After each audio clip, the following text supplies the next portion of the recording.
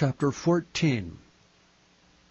Now Joab the son of Zeruiah perceived that the king's heart was toward Absalom. And Joab sent to Tekoa, and fetched thence a wise woman, and said unto her, I pray thee, feign thyself to be a mourner, and put on now mourning apparel, and anoint not thyself with oil, but be as a woman that had a long time mourned for the dead, and come to the king, and speak on this manner unto him. So Joab put the words in her mouth. And when the woman of Tekoa spake to the king, she fell on her face to the ground, and did obeisance, and said, Help, O king. And the king said unto her, What aileth thee? And she answered, I am indeed a widow woman, and mine husband is dead.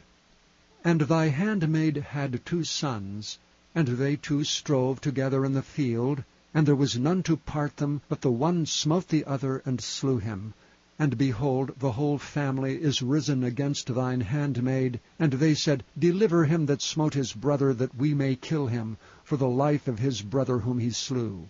And we will destroy the heir also, and so they shall quench my coal which is left, and shall not leave to my husband neither name nor remainder upon the earth.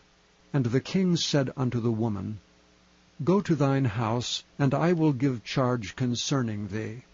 And the woman of Tekoa said unto the king, My lord, O king, the iniquity be on me, and on my father's house, and the king and his throne be guiltless. And the king said, Whosoever saith aught unto thee, bring him to me, and he shall not touch thee any more.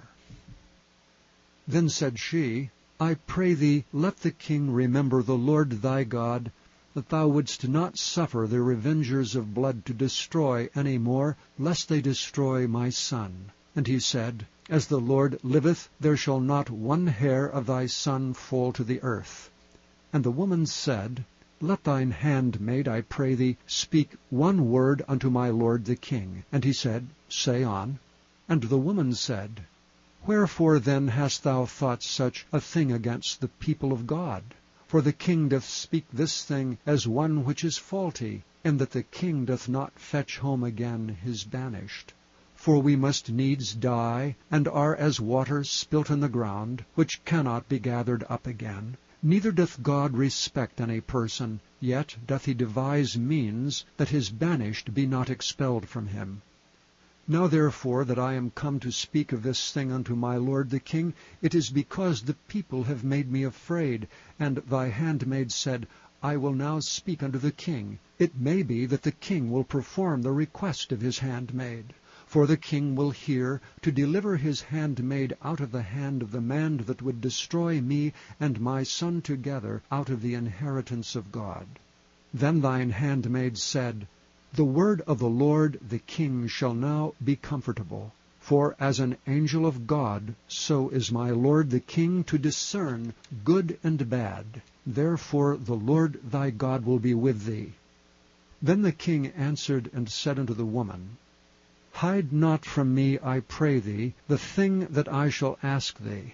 And the woman said, Let my lord the king now speak. And the king said, Is not the hand of Joab with thee in all this? And the woman answered and said, As thy soul liveth, my lord the king, none can turn to the right hand or to the left from aught that my lord the king hath spoken.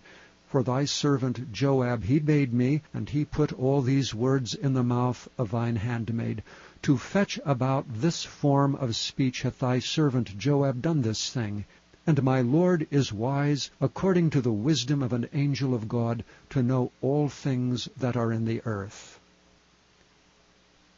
And the king said unto Joab, Behold, now I have done this thing. Go therefore, bring the young man Absalom again. And Joab fell to the ground on his face, and bowed himself, and thanked the king. And Joab said, Today thy servant knoweth that I have found grace in thy sight, my lord, O king, in that the king hath fulfilled the request of his servant. So Joab arose and went to Geshur, and brought Absalom to Jerusalem. And the king said, Let him turn to his own house, and let him not see my face. So Absalom returned to his own house, and saw not the king's face. But in all Israel there was none to be so much praised as Absalom for his beauty. From the sole of his foot even to the crown of his head there was no blemish in him. And when he palled his head, for it was at every year's end that he palled it, because the hair was heavy on him, therefore he palled it, he weighed the hair of his head at 200 shekels after the king's weight. And unto Absalom there were born 3 sons and 1 daughter, whose name was Tamar. She was a woman of a fair countenance. So Absalom dwelt 2 full years in Jerusalem, and saw not the king's face. Therefore Absalom sent for Joab, to have sent him to the king, but he would not come to him. And when he sent him the 2nd time, he would not come. Therefore he said unto his servants, See, Joab's field is near mine, and he hath barley there. Go and set it on fire. And Absalom's servants set the field on fire. Then Joab arose and came to Absalom unto his house, and said unto him, Wherefore have thy servants set my field on fire?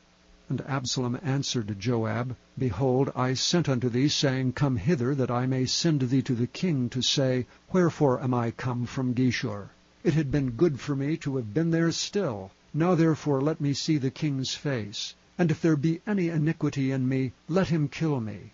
So Joab came to the king, and told him. And when he had called for Absalom, he came to the king, and bowed himself on his face to the ground before the king. And the king kissed Absalom.